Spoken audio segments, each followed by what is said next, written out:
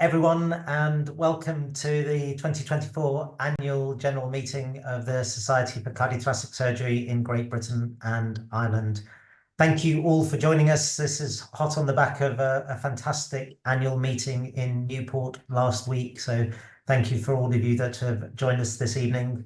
I'm going to be giving you a brief President's report at the start of the meeting, followed by Mark with the Treasurer's report.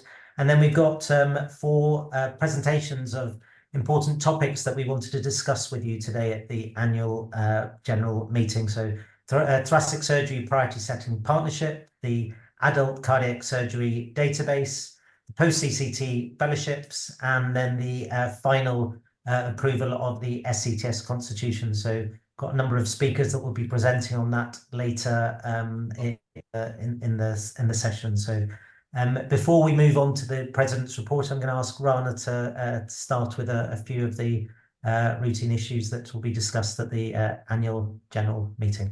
Rana, over to you. Thank you very much. So first of all, we need to approve the minutes of last year's annual general meeting, and they were all circulated with the invitation to this meeting. We haven't had any feedback that I'm aware, and so we should approve those minutes as an accurate record of last year's AGM. Thank you. And there are no questions or comments appearing in the chat. And then if we could just have a minute silence for deceased members. Thank you.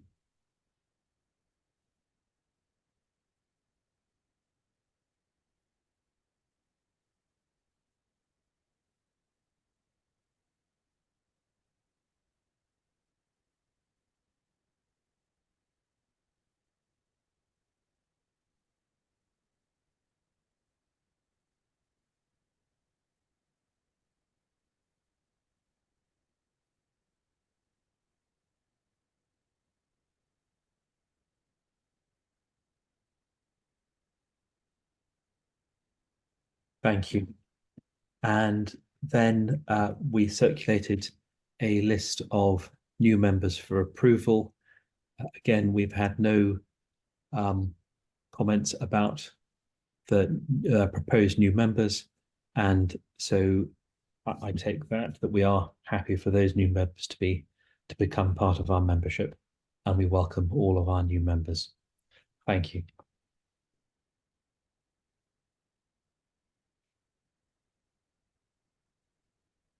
And so now we can open with the President's report. Noreen, thank you. Thank you, Rana. I will try and share screen. I hope all of you can see that. As I said, thank you very much for joining us today. As a lot of you have been present at the annual meeting and seen a lot of the work that has been going on the year gone by, and also some of our initiatives and projects that we're trying to set out for the year ahead. I thought I'd prioritize a lot of them into one slide to see that, so that you can get an understanding of the major projects and initiatives that we're planning in 2024. And I'll go and touch on some of these a little bit more detail, with some of them coming up actually later in the annual general meeting with more specific presentations. So the first one you'll have known from our presentation last year at the SCTS annual meeting, that we're keen to have set up an adult cardiac surgery database, and a big thank you to Uday and the team that this is now live, that 18 units have returned their data sharing agreements, and that we've got live data in the database, so which will allow, as we've described before, the units to be able to benchmark and monitor their outcomes, for us to set national audit projects, for us to also look at long-term outcomes, as well as set up research projects on the back of this. I think some of you will have had letters from NHS England regarding information governance, and Uday and the team have had meetings with the NHS Confidential Advisory Group, and we've been reassured that the database is consistent with all information governance regulations, so that we can protect all of your data. We've also had some meetings recently with NICOR, which I'm sure Uday will touch upon, and it has stressed even more importance for the society and its members to have access and control of the data of all the hard work and the operations that you perform in individual units. So we'll hear more about this later in the meeting. But thank you to all of you that have signed and submitted your data share agreement, but a strong plea to all of you that haven't yet to contact us if there are any concerns, but otherwise to submit the signed data share agreement, because the greater number of units that are involved in this project, the greater power of the data that we will get from it to therefore improve patient outcomes for all the patients that we serve. The second important initiative that we're planning in the year ahead is to set up an SCTS thoracic surgery data set. A lot of you will know in the thoracic surgery world that the LCOT program was decommissioned a few years ago. The National Lung Cancer Audit Project moved to the Royal College of Surgeons, but this only looks at spotlight activity in surgery. The NSIP project program from NHS England was hoped to take over a lot of this, but again, only covers England. But again, this has been delayed, and the rollout is hopefully going to happen later this year, but there are some issues with that.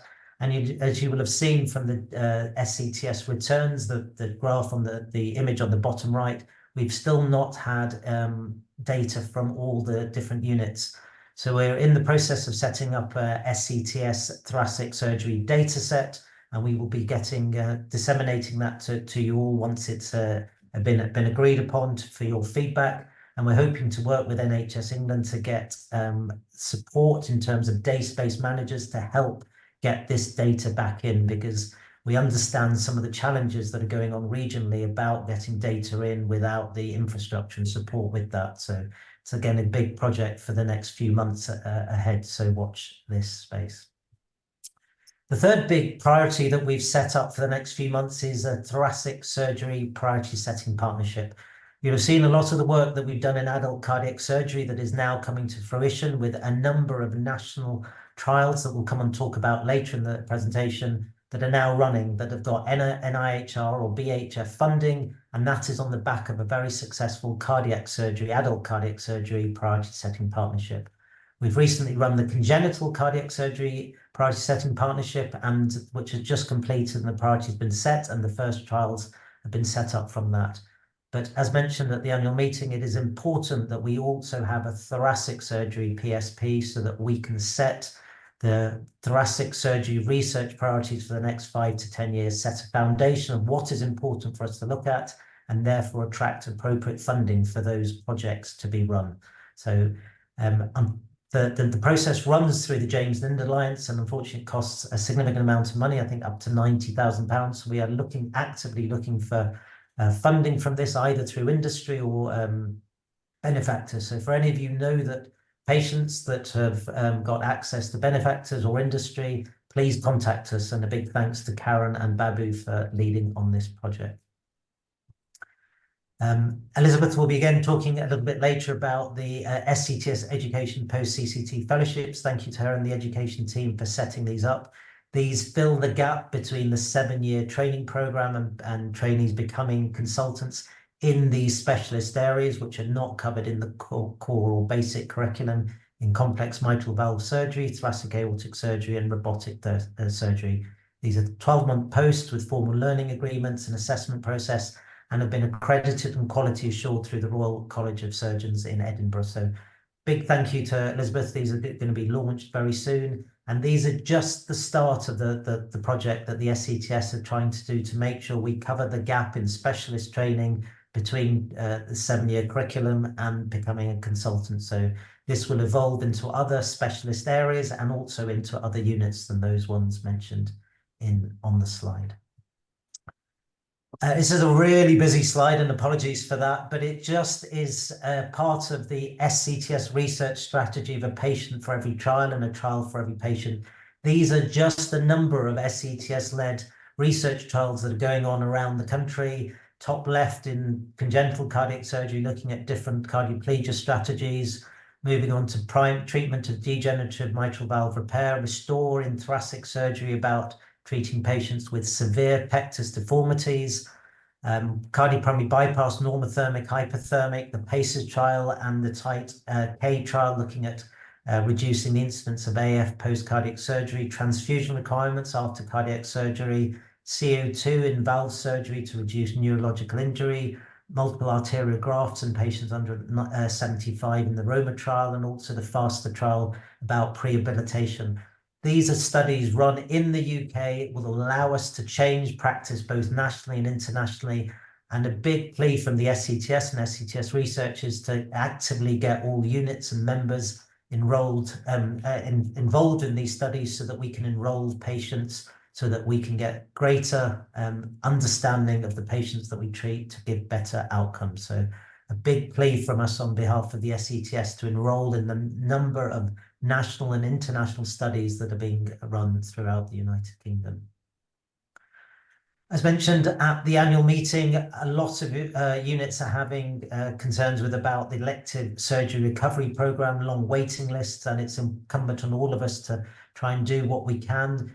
The SCTS have been working hard with NHS England to try and address different ways, identify different ways of addressing the issues, that either through increased capacity with waiting list initiatives, extended operating lists, through elective surgical hubs or independent sector facilities, or ring-fenced ITU beds in terms of capacity, but also increasing efficiency through ERAS, day surgery admission, virtual wards, increasing patient flow through the system, and adopting best practice. But we understand that there are different challenges in different units through regional and geographical variations.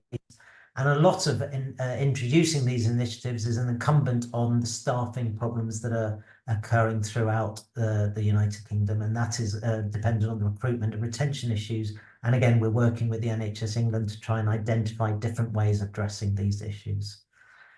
You'll have heard again at the annual meeting our big strategy to try and support our cardiothoracic surgical workforce, not only through mental health and wellbeing initiatives, but also because of the recent report on sexual misconduct in surgery and also bullying and harassment. And so we're working on developing a national strategy with the Royal College of Surgeons, the Federation of Surgical Specialties Association, the FSSA, about developing an education program to change the culture of understanding clearly what is acceptable and what is unacceptable behavior, trying to develop a robust reporting infrastructure through the GMC so that there are it gives confidence to those who report incidents that are going on, and there are consequences to those who are perpetrators of these different incidents. We're also working with the NHS organisations to develop a sexual misconduct policy, and you'll have seen the organisational charter that has been developed through NHS England, and there's a number of resources that Shri and the team have put on the SCTS website.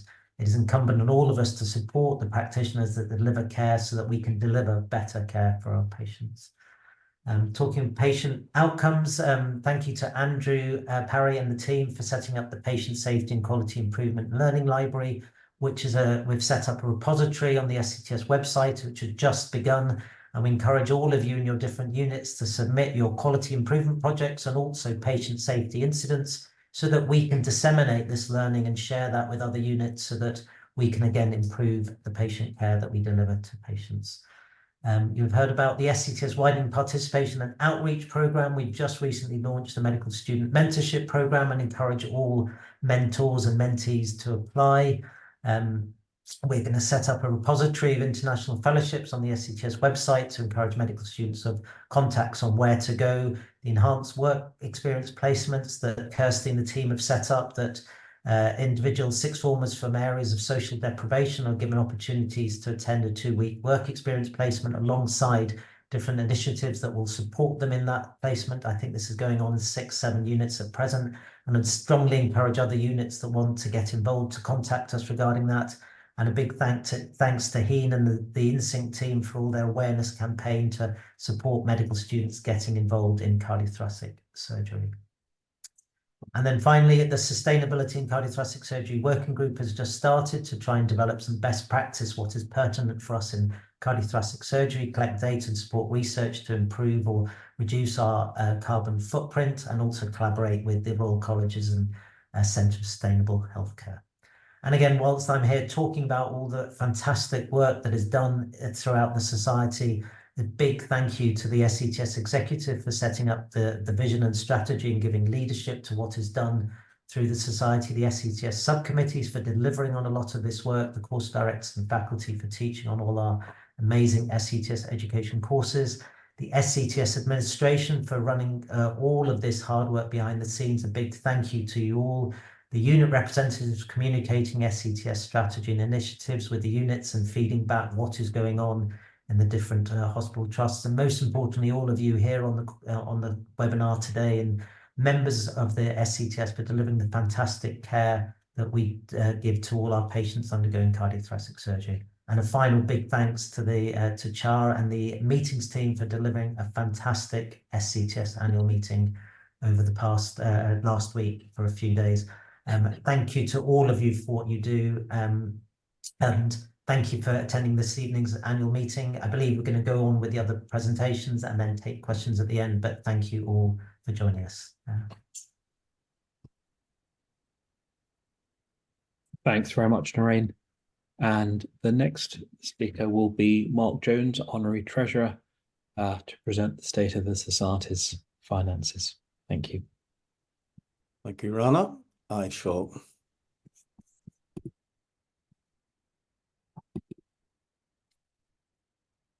Okay, so thank you very much for the opportunity to present the updated finances of the Society for Cardiothoracic Surgery. I was unable to be present at last year's meeting, but Rana kindly submitted a presentation at that occasion. But it's wonderful to be with you.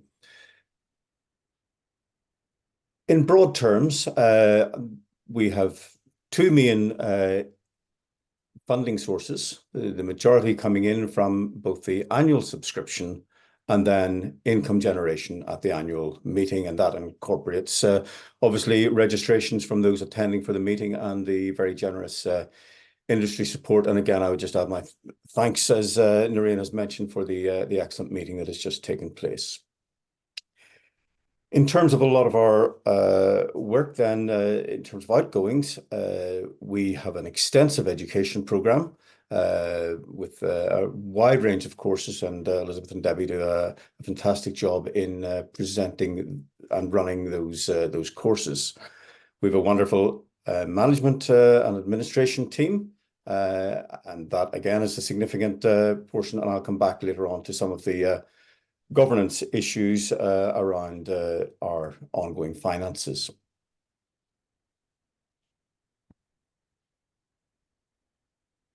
We also have a number of investments. The broad objectives of those are to maintain adequate funds to fulfill our educational objectives. We aim to find the maximum return on the investment while avoiding high-risk investments, and obviously there are a number of ethical issues that we feel it appropriate to follow on those. We also then try to ensure that we have sufficient reserves available. We've both restricted and unrestricted funds, a number of restricted funds from generous sponsorship that has been given over the years, and then other unrestricted funds to which we hold to try to mitigate against any unexpected reduction in income or unforeseen operational costs that may occur in the ongoing basis. So where are we at present? The issue of governance that I alluded to earlier is that because our income is such and our turnover indeed is in excess of £1 million, we are subject to an annual audit and have been for the last number of years. This shows the income that we have raised, the figures from 2022, just over, say, 1.2, and then 2023, just slightly down on that figure. In terms of our expenditure, we are, as expected, as a charitable organisation, spending the majority of the sums that are coming in to us, and that expenditure has been almost 1.3 million in the last year. I mentioned a number of investments. It's no surprise to any of us, I'm sure, that the last number of years have been fairly turbulent times in terms of investments, and you'll see the significant reduction in the figures for 2022. A lot of this is an overlay from the post-COVID era, there were numerous depreciation reports running from March 2020 to May 2022, and indeed it was unlucky for some. There were 13 of those, giving figures of depreciations of 10 to 25% during that time. But encouragingly, we're starting to see a pickup in that, and we keep in touch with the investment team regarding that. An external third-party organization oversees that for us.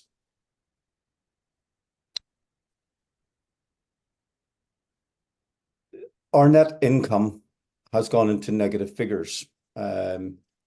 So for the last number of years, we have had a negative situation. The shortfall in 2022, as the last slide indicated, was predominantly related to the fall in value of the investment portfolio, which is now correcting.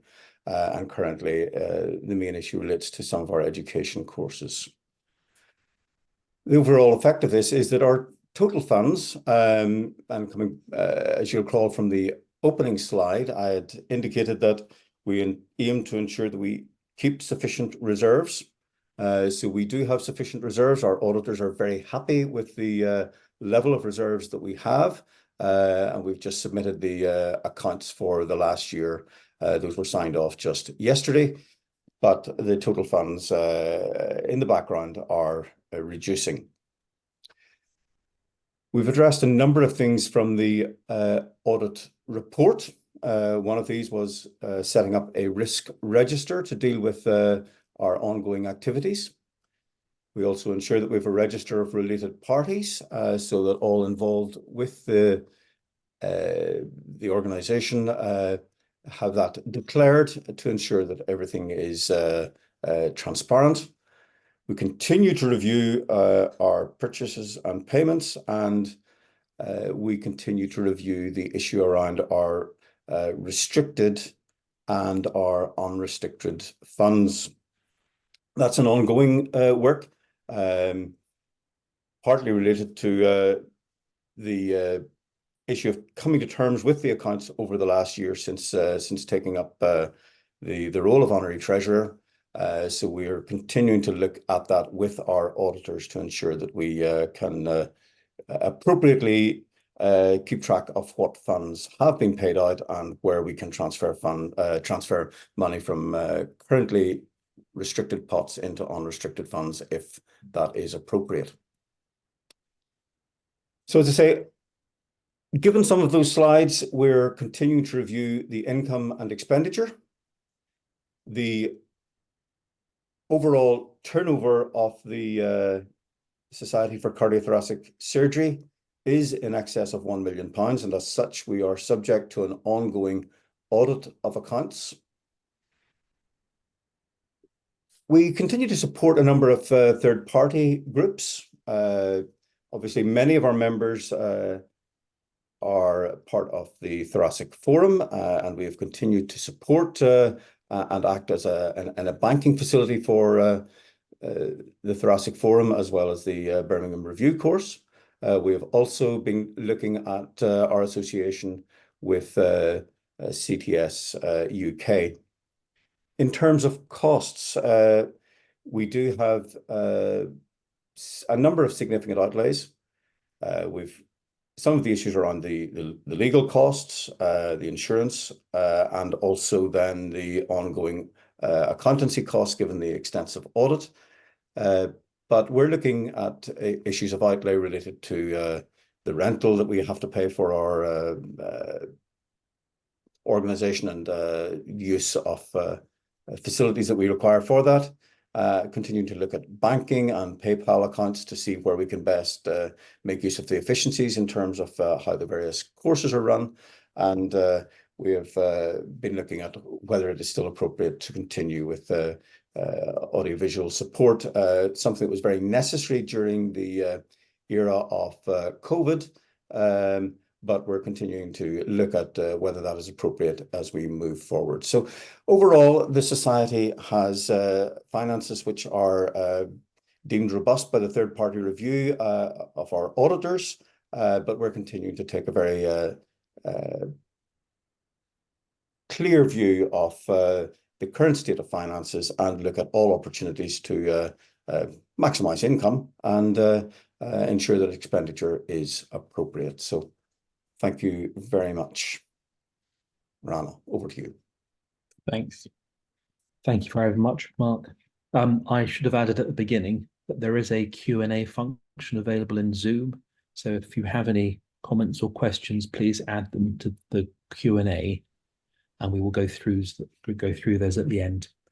I would like to invite our next speaker.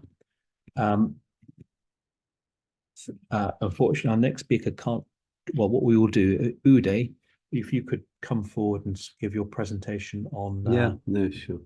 Thank you very much. So Uday Trivedi will speak on the adult cardiac surgery database. Thank you.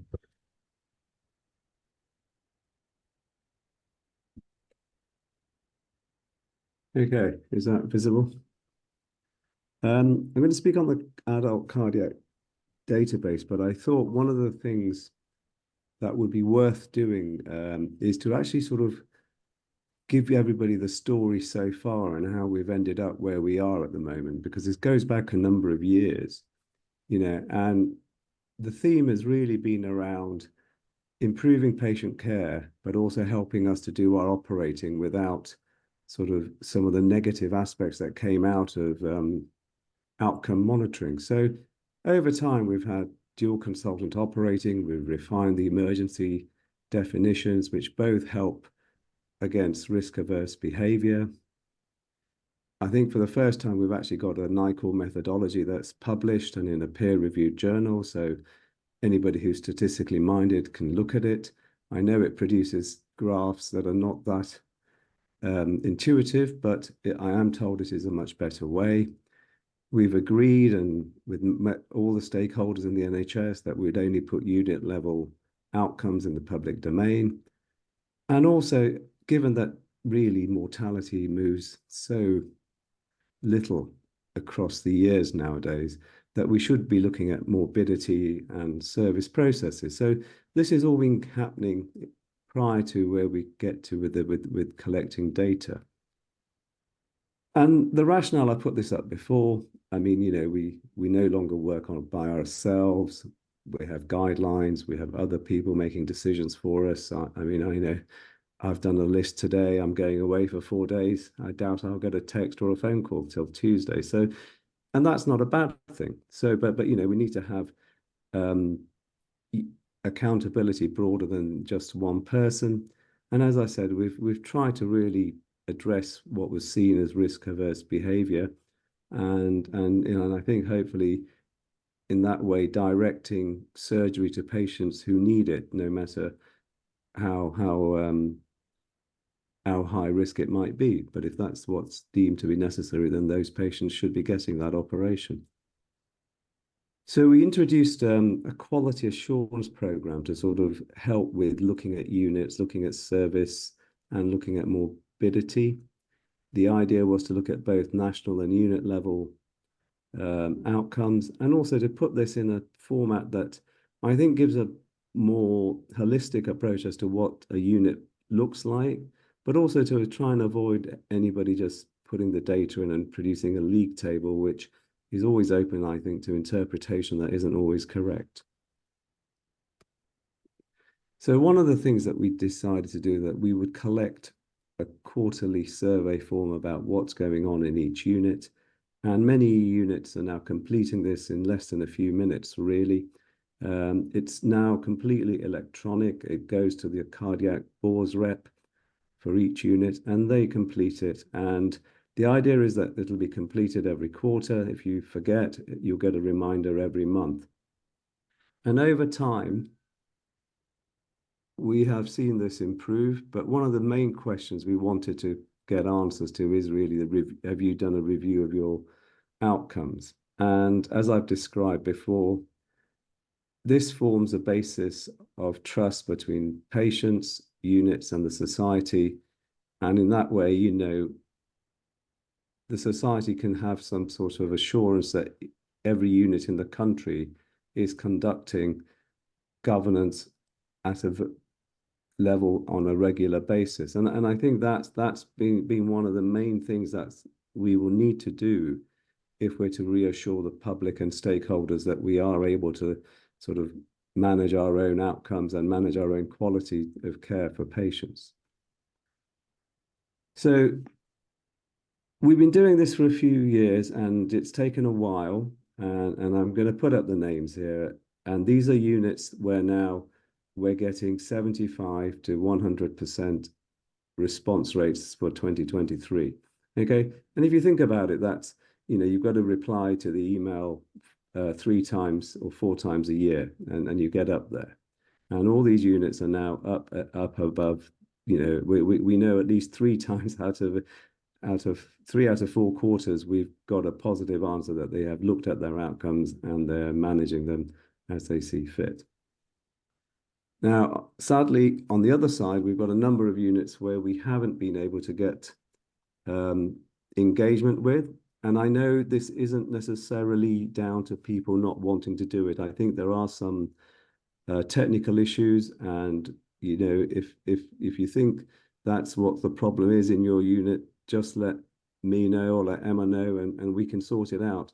Quite often I found it's usually that the BORS rep has changed, our database hasn't been updated, and probably the email hasn't gone out there.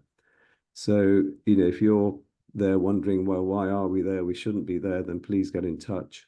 Certainly looking forward to helping you. Because last year we did identify this, that over time, if we get no completed forms from units, then we will need to make some sort of letter or inform the unit lead that we, you know, we as a society are not sure and are not being reassured that governance is taking place on a regular basis. And whilst I think everybody goes, well, you know, it doesn't matter, it starts to matter when things don't go well for a unit or a surgeon, you know, and it'll be difficult for whoever's here, whoever's the president in the future, whenever in the years to come, for them to be able to say, well, actually, you know, this unit has been conducting good governance. They have been looking at the outlier, at their outliers. They've been looking at their outcomes. And so my worry is that, you know, when something like this happens and we see a bunch of zeros on the quality assurance survey, then it's going to be difficult for anybody to stand behind that unit and say, well, actually, they are a good centre. So I'd really encourage you to think, if you find you're not filling out the forms, then please let me know, and I will do everything I can to help you. The other thing that came up that we knew about was, you know, that benchmarking isn't that easy. It's difficult to find data that is contemporaneous. And up until now, the advice has been to look at your historic outcomes and probably to look at the literature. And this is really where now, you know, collecting contemporaneous data for the society has become important, because we felt we needed to offer units something to benchmark against on a regular basis. Okay? The problem is that since the days of Ben Bridgewater and Bruce Keogh, GDPR has made everything more complicated. It certainly means that, you know, the society itself, as you've already heard, we haven't got deep pockets, and so we can't be a data controller on our own. We also don't have access to the appropriate servers and the security you need around that. So we've had to team up with groups who can help us, and our first offer was from Bristol, who would support us as a joint data controller, and Dendrite to act as a data processor for all units. And you don't have to use their software. They will help us and help your unit. If you don't use their software, they'll still help you to upload data. Okay. And part of the GDPR has been to send out a data sharing agreement, which is primarily around collecting an anonymized data set. So that's what we've sent out. And some of you will have seen the letter from NHS England, to which we have sent a reply out as well. And we're in the process of arranging a further meeting with NHS England to clarify the situation with them. But to date, we've had, as Narain said, 18 units have given us their signed data sharing agreement. Scotland pulled out of submitting data from NICOR over a year ago, so NICOR doesn't have any data from Scotland. And from what I was told, they've actually destroyed all historic data as per GDPR rules, so there is no Scottish data sitting anywhere in England. However, we have been approached as a society by the Scottish Cardiac Audit Programme, and they would like to participate with us. So we're just in the process of rewording the data sharing agreement for them. But we'll have another 3 centres on board. So hopefully that'll be 21 cardiac centres. And as you can see, we've also got because we are Great Britain and Ireland, we've also got Irish units that have signed up to the benchmarking exercise as well, which is really good. I've shown these before. This is a sort of benchmarking we're currently doing. You can see outputs that are related to perhaps, your throughput, your demographics, but also for non-mortality outputs such as bleeding, infection, stroke, and dialysis, along with your length of stay and a VLAD plot. And we're trying to do that for a number of sub-procedures. So we've got CABG, AVR, mitral valve repair, and currently major aortic, which I know is not as well defined, but it's at the moment the data set that NICOR have isn't detailed enough to separate the major aortic one. But from what I've heard at the meeting, a new data set will be out, including better fields for major aortic work that UKAS have supported as well. So my last slide here, and then I'll explain a couple of things that Narain hinted at. But there is a future for this data set. There are going to be hurdles. I'm not naive on that front, and nor is the society. But we're prepared to jump these hurdles if this is what the membership want. At the moment, we don't have any data. We can't share any data of our own with units or with individuals who want to conduct small research projects. So all of these things make it difficult for us. The other thing about the dashboard is that we can adapt it for our needs as and when we want. It'll be much more responsive. So by having our own data and our own dashboards, we're in control of what we want to do and what the membership wants as well. So whilst these are aspirations out there, I don't think they are going to be unsurmountable if we go about it the right way.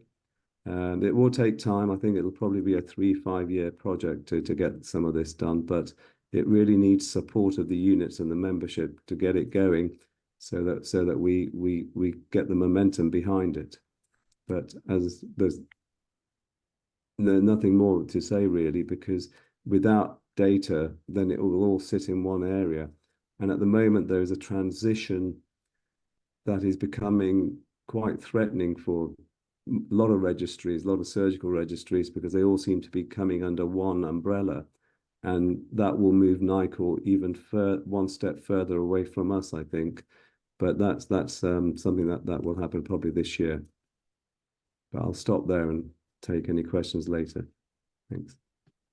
Uday, thanks very much.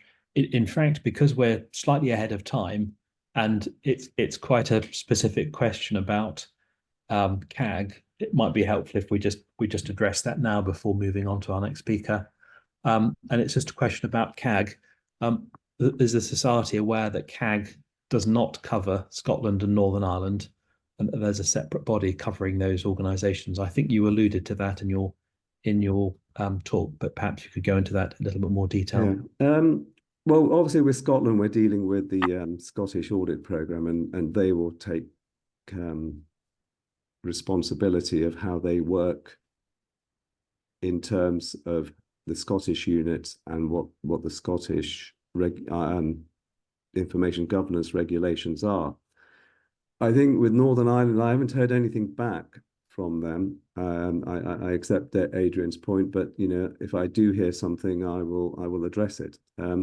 What we will say is, we have got Ben Gibbison, who's at Bristol, and he sits on CAG. So we've got somebody who knows the rules certainly better than us, but we are following the letter of the law really very much in a way that makes sure that none of us end up fined or in prison. I mean, nobody wants any of that. So I'm aware, and I'm aware there have been lots of questions out there, but I'm also aware there's been a little bit of stirring as well of the hornet's nest around it, because it's not been popular what we're doing. I know that, but if we don't do it, and if people don't want it, that's fine. But if we don't do it, we have no data.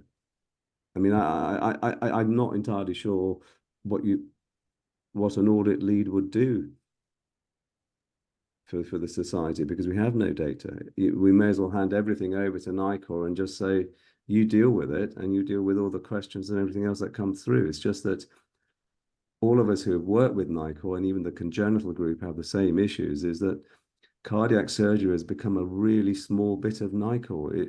All the other things are all cardiology driven, and we've lost our own sort of importance in there. That we've been subsumed by PCI and TAVI as those audits are taking more of the NICOR resources as well. Can I reinforce that, just the importance for the society to drive quality improvement, and the best way for us to do that is to understand what is going on in individual units, so that we can identify areas of best practice and disseminate that. We can run nationally led audit projects, and that is the importance of the work that Uday and the team are doing. And it is crucial for us to continually evolve and deliver better patient care. Okay. There is another question, but in the interest of time, we can address that at the end. We'll come back to that. So I'm delighted to introduce Akshay Patel, who will speak to the Thoracic Surgery Priority Setting Partnership. Thank you. Thanks for the introduction. I will just load up some slides that I can share. I can share them.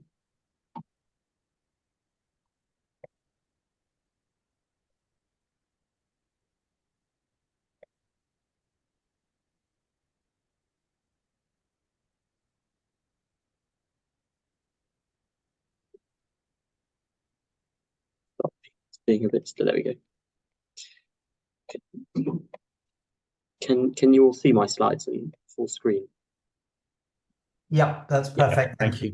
Okay, so yeah, thanks for asking me to speak about this. So essentially, I sort of came across trying to set up a priority setting partnership in thoracic surgery with the James Lind Alliance about 3 years ago, when I was sort of in the midst of my research degree. So we explored avenues on how to set one up, and then more recently, Prof. Redmond and Professor Naidu have tried to reinvigorate this with lots of support from SCTS. And given that we've sort of tried it before, they've asked me to have a quick sort of chat about how we go about it. So the whole aim of it really is to look at the 10 biggest research questions in thoracic surgery over the next 10 to 15 year period. And the reason for doing it is, A, it sort of focuses and streamlines our specialty into answering the most important questions, that is patient-backed, but also the evidence has shown that NIHR and other big funding bodies, such as the MRC, actively look favourably upon research questions and trials that are addressing a PSP-backed question. Lots of success has been done in cardiac surgery. Then more recently, Nigel Drury's led a very successful campaign in congenital cardiac surgery.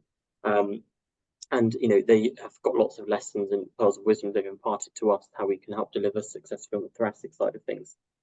So when we first started off looking how to do it, the real aim was to look at what scope, because thoracic surgery is a lot broader than adult cardiac and congenital. So there's so many things that we can answer. For example, the mesothelioma in itself has got its own JLA PSP. We thought about doing lung cancer oncology, but there was a real danger of getting subsumed by the oncology fraternity, which is not a bad thing, but I think really focusing on thoracic surgical oncology questions, and then perhaps if there's scope to do a benign surgical one in the future. But I think the real favour is behind thoracic surgical oncology, looking at anything that's intrathoracic, specific from a malignant point of view. And when we've identified a broad enough remit, when the steering group is set up, we can narrow down the aims and specific points of what we want to address. And then the second part of it is really composing the steering group. So prior to approaching the JLA, we need to have a sort of group of people from across the specialty, across the MDT really, across the country, who are willing to take part in this. I've sort of italicized patients because they do form an integral component of this. The PPI sector has to be really solid for the JLA to take it seriously. And when we first started upon this, we identified advocates and representatives of all of these different specialties, radiology, pathology, nurses, who are all very keen to be involved. And we also approached the various groups like BTOG, ACTAC, and the British Lung Foundation, and we had sort of members from each who are very keen to be involved. It has to be equitable, and some PSPs have sort of decided to do, you know, 20, 30 members, but I think having experienced PSP firsthand when I was part of the trauma surgery PSP that was led by the group of Barts, having more than 15 members really muddies the water and it lengthens the process. So 12 to 15 is probably the ideal number for good collaboration and how to really narrow down the decision making. So the role recommendations. So within that 12 to 15 person steering group, there are 3 roles that are viewed as really integral. So the first is the information specialist, which is somebody who's sought out specifically by the James Lind Alliance, and they appoint them to do things like run social media campaigns, run the technology side of things, and to really facilitate the meetings, the setup of the venues, and all that sort of stuff. And then there's a steering group coordinator, who typically is somebody who is sought out from within the specialty, and it's one of the steering group members that's not employed by the JLA. Now, from the trauma group experience, they used a research registrar who was very good, and he had to take a period out of program to fulfill this duty effectively, because it's an incredibly onerous task, and it requires a lot of time, organization. It has to be paramount. So he took 18 months out of program to deliver on this, and he did a really good job. We've approached someone internally within the West Midlands who is not a clinician, but she's an incredibly capable biomedical scientist with a strong clinical backing. She's been part of Professor Naidu's research collaborative for a number of years, helping deliver stuff on TracerX and the PEACE study, and she's shown interest. But again, it would be a year out of her normal duty to deliver on this. And then the third person that's quite integral, as I said, is the representative from the public PPI group, who again we have from the Resolve Thoracic Surgery Research Collaborative, who have had lots of interaction and lots of collaboration within SCTS over the last 6 to 10 years.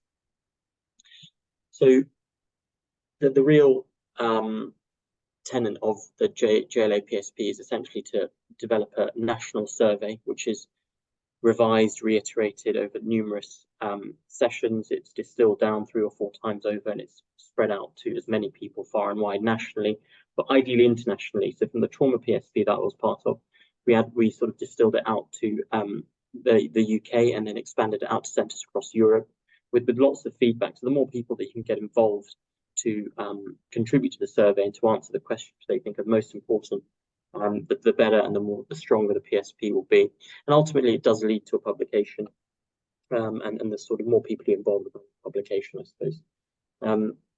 And the whole design is qualitative and quantitative, so we have to employ sort of people who are familiar with qualitative and quantitative research to help comprise to design the survey and make sure it's disseminated out as far and wide as possible. And that's where the technology and information specialists comes in, and the JLA are really good at employing people like that because they've got lots of expertise in doing these various PSPs.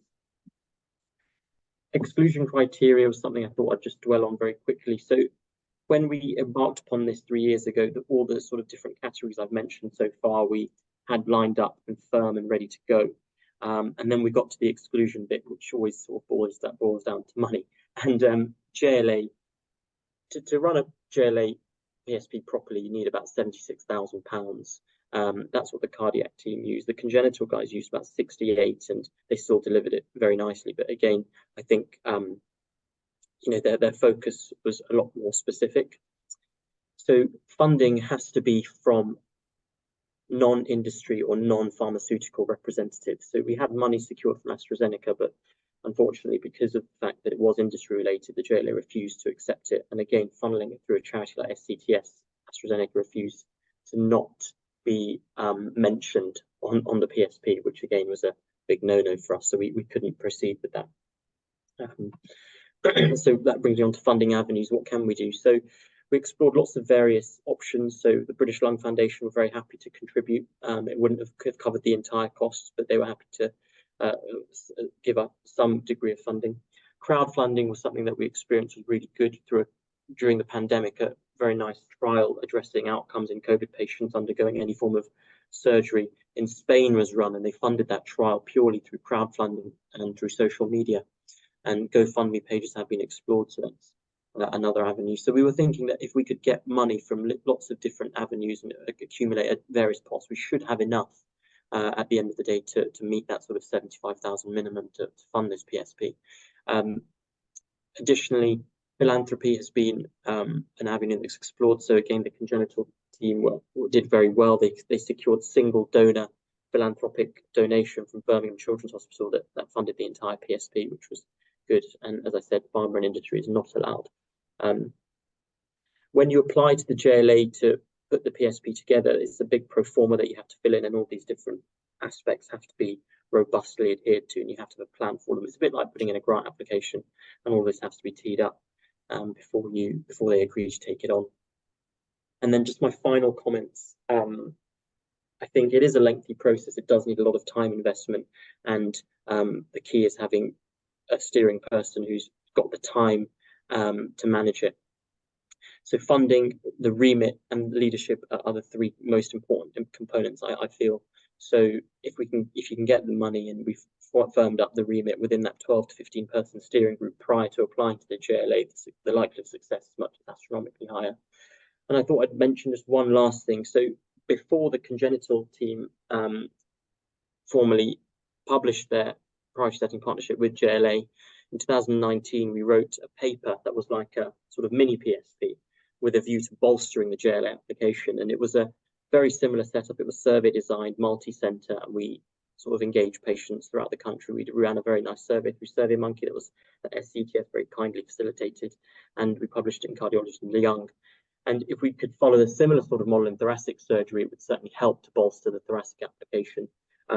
It's by no means a prerequisite, but if there's a keen sort of individual or junior within the specialty across the country, which I'm sure there must be, this would be a very nice way for them to have recognition, get themselves known, have a peer review publication, and then be part of a national, probably international initiative to identify research priorities for the next 10 to 15 years. And that's all from me. So thanks for listening, and I hope that wasn't completely confusing. Actually, thanks very much indeed for giving that presentation. So we will move on and save questions for the end. So next, I would like to introduce my colleague, Elizabeth Belcher, who will update us on the recently announced post-CCT fellowships. Thank you, Elizabeth.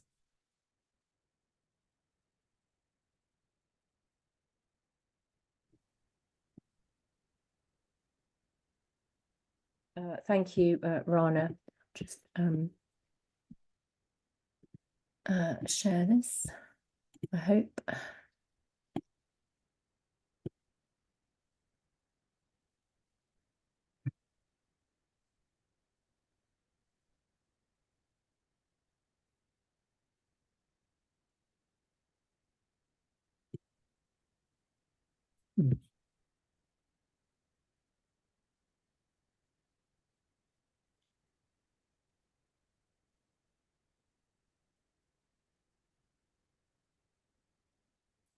Sorry about this, just me a second.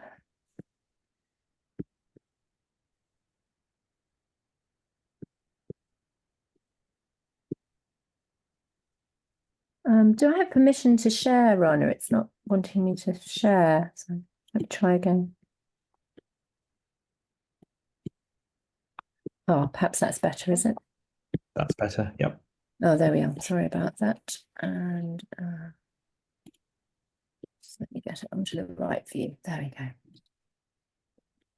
Good. Hopefully that's okay. Thank you. Well, thank you for asking me to speak today at the AGM regarding the launch of the Royal College of Surgeons of Edinburgh and SCTS accredited post-CCT fellowships in cardiothoracic surgery. I think we are all aware of the increasing complexity of our workload in both of our subspecialties and the service requirement to offer surgery to patients in a wider and more complex area than the index cases and the major cases which are required for certification. The current curriculum reduced training time, as you know, from 8 years to 7 years for nationally appointed ST1 trainees and for 4 years training for the ST4 thoracic themed trainees. And this current curriculum was introduced at a time when training opportunities were reduced. And these training opportunities still remain reduced today. This slide here shows elective cases logged by trainees relative to those in 2019. And we can see that training opportunities remain reduced. And perhaps most worryingly, we can see on the right-hand side where we sit as a cardiothoracic surgery specialty, that those training opportunities for us remain significantly reduced. And unlike the other specialties, which seem to be on a trajectory towards recovery, then our training, our elective cases logged by trainees are at their lowest ever level.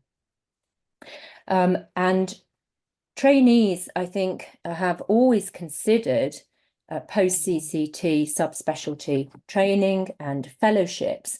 But I think we can see here that today these may be needed more than ever in this period of reduced training time and reduced training opportunities. Many trainees have travelled abroad to take up fellowships, and this continues to be an option for those who wish to do so and can fund this approach. SCTS Education has delivered more than 150 Ionesco fellowships with the generosity and support of Marion Ionescu over the years. Ethicon has also been a generous supporter of travelling fellowships. And more recently, since both of those fellowships are no longer available, HR UK and Michael Warburg fellowships have been available for those who want to travel to gain further experience. However, not everyone is able to travel for various reasons, and whilst the opportunity to experience life in another culture might also be an additional attraction for some, it can come at considerable financial outlay despite the travelling fellowships, and sometimes can be quite disruptive for family life. And there are training opportunities to undertake fellowships within this country. And these fellowships are of high quality, but have been locally appointed and administered and not generally been subject to formal accreditation, national standards, or quality assurance. And therefore, with complex surgery forming an increasing component of the surgical workload and a service requirement to deliver independent practice beyond that required for CCT, there has been an opportunity to formalise some of the established fellowships within the UK to provide Royal College of Surgeons of Edinburgh and SCTS accredited post-CCT fellowships in advanced cardiothoracic surgery. And these have been developed in robotic thoracic surgery, complex aortic surgery, and complex mitral surgery.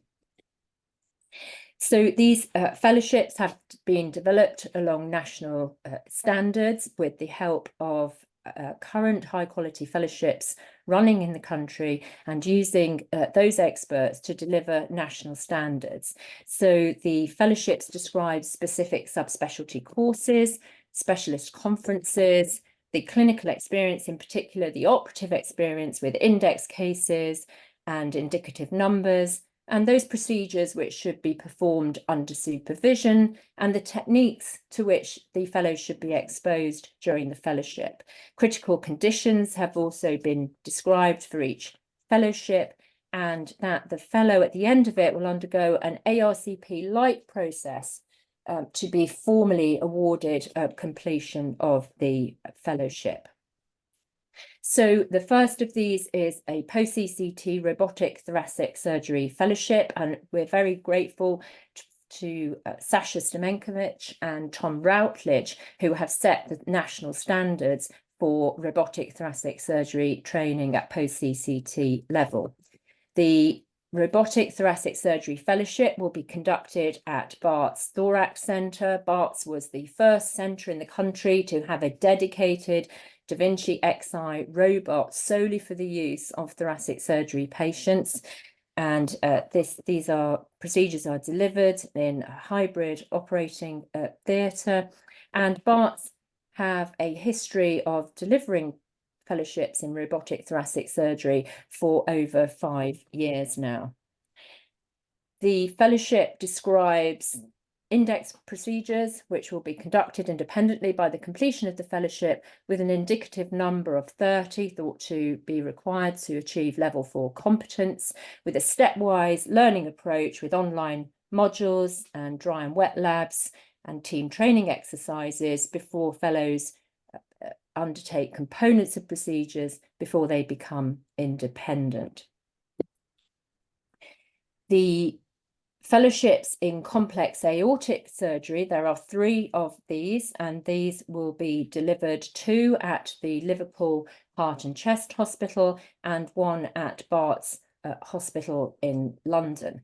I'm very grateful to the teams that have helped to write these standards, including Debbie Harrington, Manoj Kudavali, Mark Field, and Professor Ong U. Liverpool Aortic Centre was formerly developed as a sub-specialist department within the trust in 2007, and now has a robust and mature team delivering complex aortic surgery to patients. It's one of the 2 highest volume centres in the country.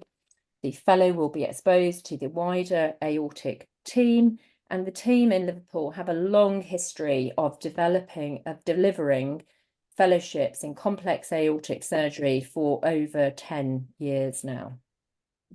Bart's is the other centre, again, one of the 2 highest volume centres, together with Liverpool, providing aortovascular procedures and complex aortic work to hundreds of patients each year via their complex aortic MDTs and teams, again in their combined hybrid theatres offering both complex aortic open and endovascular procedures. They also have a history of delivering these fellowships over the last 7 years. The index procedures are described here on this slide, 5 index procedures with an indicative number of 30 to achieve competence in this area, but also procedures which will be performed under supervision by the fellow during the fellowship, and techniques undertaken during the fellowship to which the fellow will be exposed. And finally, a post-ECT fellowship in complex mitral surgery delivered at the Bristol Heart Institute. The team there, again, have set the standards for delivering training in advanced complex mitral surgery, and I'm grateful to Sinead Vora and Professor Ancioni and Julie for delivering these standards. They also have a history of delivering these fellowships to both UK trainees and trainees who travelled abroad to undertake their Bristol mitral fellowships. Again, an indicative number of 30 procedures with described index procedures, procedures which will be performed under supervision, and techniques to which the fellow will be exposed. The post will be advertised nationally and appointed locally, so units will still choose their own fellows after national advertisements, but they will be appointed against national standards. These are that the applicant should have been admitted to the specialist register of the GMC or the Medical Council in Ireland via either an NTN training route, the portfolio route, previously the CSER route, or equivalents of overseas qualifications, or be compliant with the requirements for that, awaiting admission to the registers. And posts will also be open to cardiothoracic surgeons within 2 years of consultant appointment. Quality indicators have been developed working with the JCST, the i.e. our SAC, and SCTS education. These will be describe not only the index procedures and indicative numbers, but access to teaching, research, audit, and the educational facilities and simulators, which will go along with these fellowships. The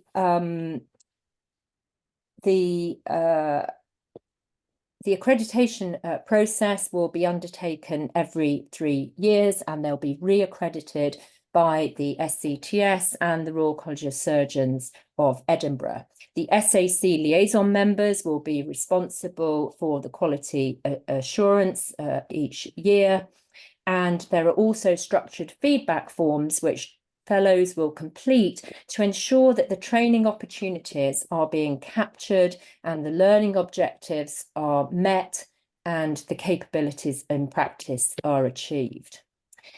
Now, these fellowships are developed with ongoing fellowships that have been running and have been used to set the standards, but it's envisaged these will just be the beginning of post-CCT training in advanced cardiothoracic surgery. And these will develop over time into further fellowships that are required by trainees and meet the service requirements demanded by the public as our specialty develops over the years.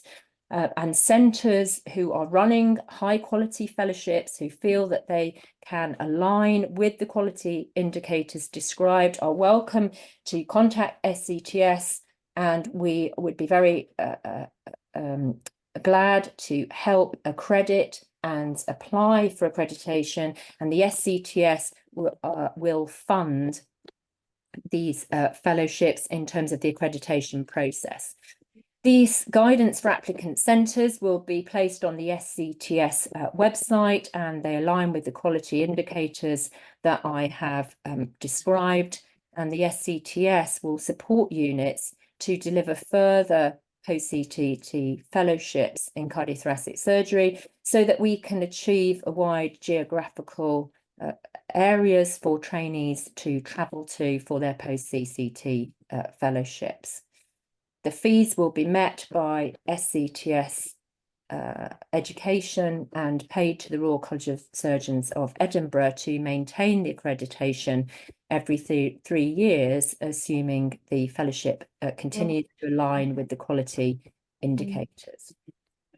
I'd like to thank everyone who helped over a number of years to develop these national standards for post-CCT training, including Sasha Stamenkovic, Tom Routledge, Ong U, Debbie Harrington, and Hunaid Vora. I'm particularly grateful to Tim Jones, the current SAC chair, for his unending support for developing these national standards in post-CCT training, to Narain Rajani, our current president, who has also been very supportive through this quite long process, to the SCTS executive, and to Professor Tim Graham, previous SAC chair and our previous president and current vice president of the Royal College of Surgeons of Edinburgh, who has been very helpful in getting these fellowships accredited through the Royal College of Surgeons of Edinburgh. And finally, thank you to the RCS Edinburgh accreditation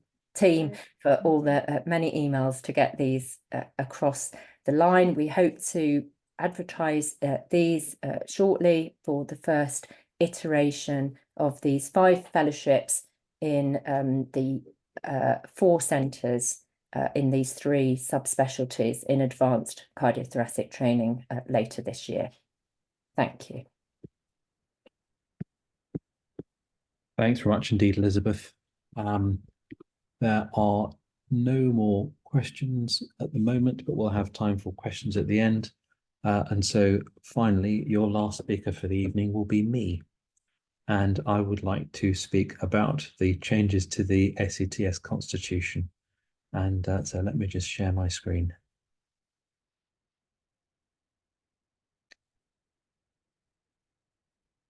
Now, can you all see no, you can't. Can you all see my presentation? Yes, thank you, Rana. Perfect. Good. Thank you. As a slideshow or as a PowerPoint working table? Perfect. Good. Thank you very much. All right. Thank you. So the background to this is that the current constitution was last revised in 2012. That was associated with a change in the name of the society from the Society of Cardiothoracic Surgeons to the Society for Cardiothoracic Surgery, representing a change in the society to reflect the needs and support all members of the cardiothoracic workforce. Cardiothoracic surgery, its practice has changed with more multidisciplinary working over the last decade, and how the society conducts its business has changed.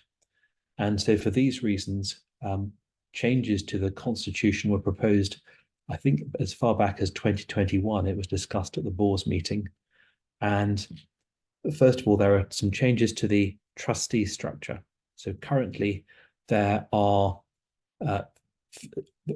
11 trustees. There's the president-elect, 3 appointed trustees. That's the honorary secretary, the treasurer and the meeting secretary, and 6 elected trustees, all of whom are consultants. And the current membership, the consultants only make up about a sixth of the society membership.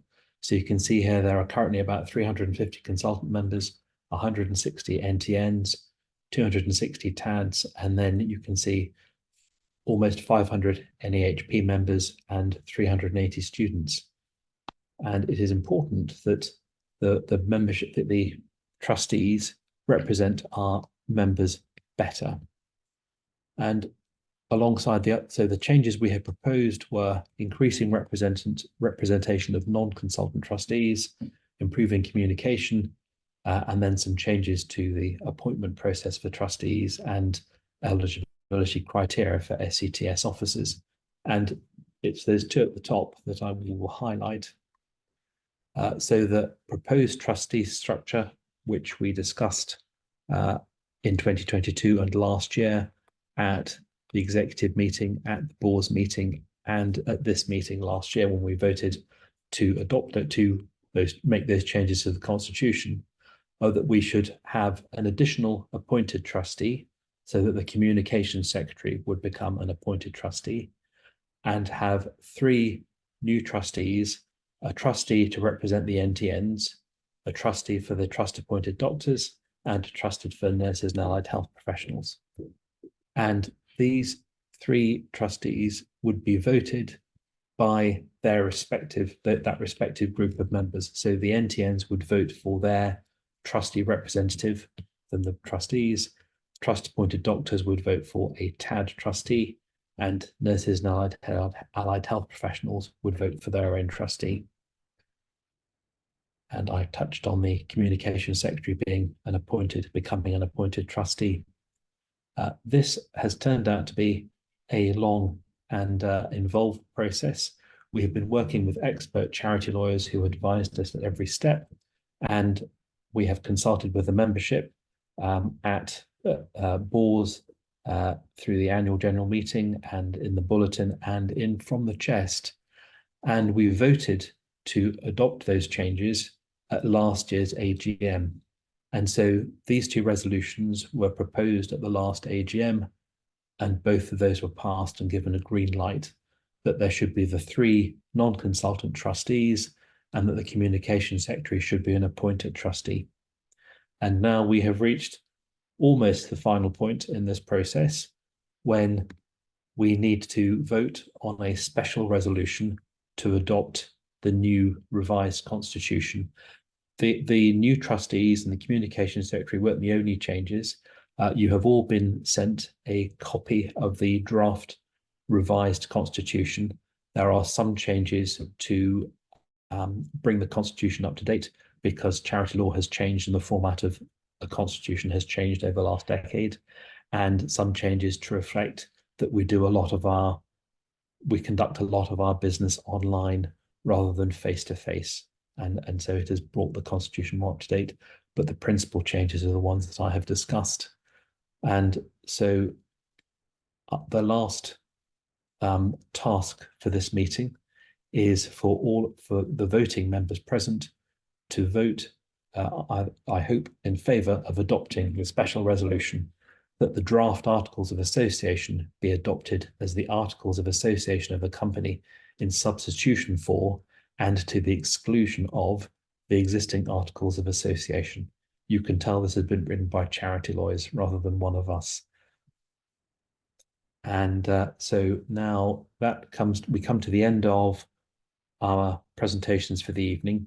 We have perhaps 10-15 minutes for discussion, any questions, and then just before, or at 5 to 7, we will plan to open the poll for voting, and you will have 5 minutes to place your vote, and we will close the poll at 7 o'clock, and that will be the end of the meeting. And so I'll stop sharing and open the floor to any questions or comments. Rana, thank you. While we wait for the questions to come up first, thank you to all our speakers for giving fantastic presentations on, as I said, a lot of the hard work that is going on behalf of the Society, whether it's the post-CCT fellowships, the adult cardiac surgery database, and also our plan proposals with the thoracic surgery PSP, all really important initiatives and projects that the Society is leading on for our specialty. And thank you just personally for all the hard work you've been doing with the SCTS Constitution. It may seem interesting for a lot of the members who are on the call today to think we've already voted on this, but it is due to charity law that we have to go through these different processes to adopt the changes and also therefore to bring in the new constitution. And for me personally, to welcome NTN trust appointed doctors and importantly nurse and allied health professional trustees to our executive and our governing board, so that it truly reflects the staff that we work with, that deliver the care to our patients, and reflects our membership numbers as well. So thank you for all your hard work with that. So we have a question in the chat. So after passing this, can non-consultant trustees stand for president? And I'll answer that. And currently, only consultant members can stand to become president. And just to reiterate that the changes that are being proposed is about those that sit on the executive board and that and the trustee board. We are not changing the eligibility criteria. And that again is down to a lot of consultation and discussions with the membership. So just to clarify that.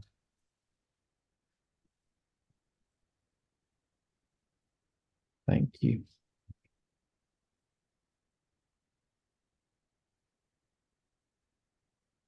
While we're waiting for other questions, again, a big plea following on from Uday's presentation to encourage all units and members of the units that are on the call today to contact their unit audit leads, cardiac audit leads, to return their signed data sharing agreements. And if you have any questions, to contact Uday, because as I said, the power of what we're trying to do with the database is to improve patient outcomes.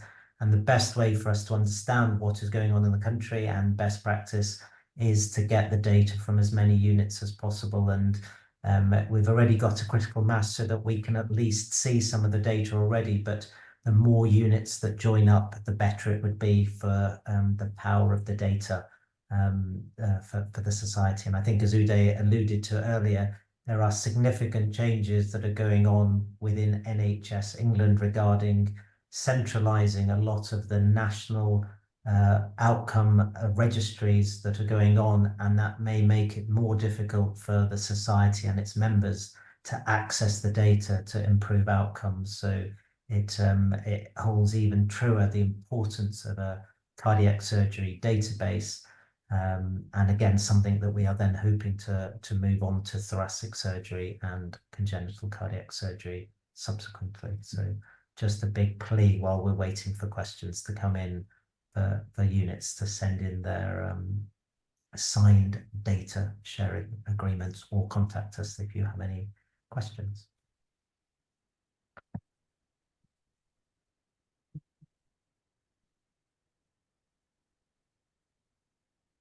Any other questions that have come in at all? Or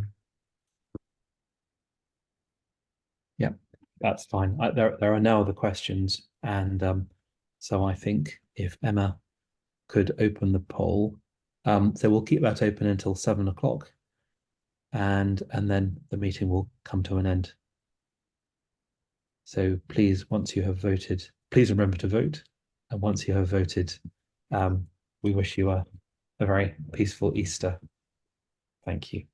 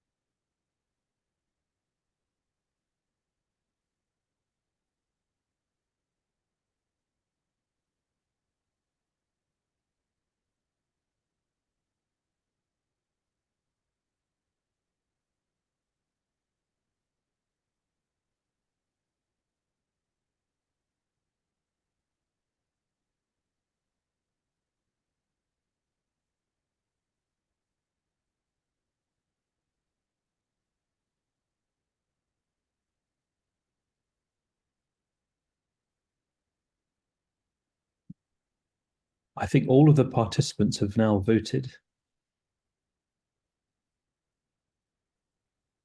It's just the panel that remain to vote. But I think if the panel do that directly.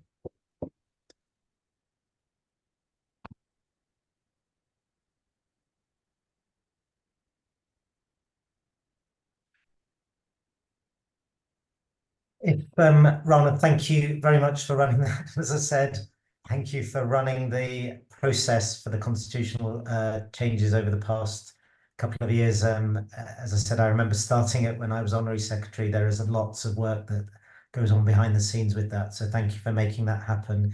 If there are no other questions, it just leaves me to thank all our fantastic speakers for their presentations today. And again, just to reiterate all the hard work that everyone present on the call today, members and SCTS executive, do on behalf of our patients. So thank you very much for all that you do. And yeah, please contact us if there's anything we can do to help what's going on in your units. But otherwise, thank you for joining us and hope you all have a nice evening. Thank you.